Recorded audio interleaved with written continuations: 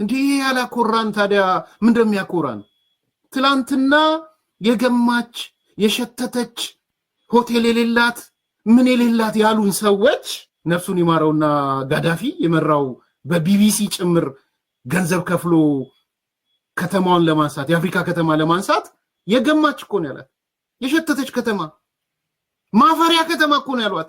ሆቴል እንኳን የሌላት ኮከብ ምናምን መካዳ ያስፈልግም። ይሄንንም የማፈሪያ ነበርን። ሆቴል የለንም፣ መዝናኛ የለንም ነበር። ስብሰባ ተጠርቶ አጨናንቂኝ ነበር ስብሰባ ለመጥራት። ሴኔጋሎች ልክ ነበሩ፣ ጋዳፊ ልክ ነበረ። እንዴት የአፍሪካ ምልክት እናረጋታለን? እቺን ማፈሪያ እኮ ከተማችን ናት። እንለውጣት አላሉም። በነገራችን ላይ እንደውም ከተማነቷን እናንሳት።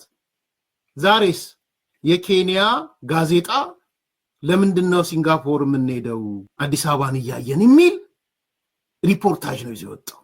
ይሄ ማያስደስት ከሆነ አንተ ማነህ? እኔ በጣም ደስ ብሎኝ ነው ያነበብኩት ያን ጽሁፍ።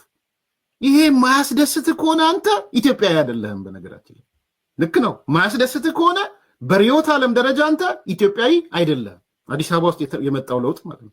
የጥቁር አፍሪካ መዲናችን ያሏት ከተማ እንዴ ዝም ብሎ ነው እንዴ መዲና የሆነችው? አዲስ አበባ ዝም ብላ ነው እንዴ መዲና የሆነችው?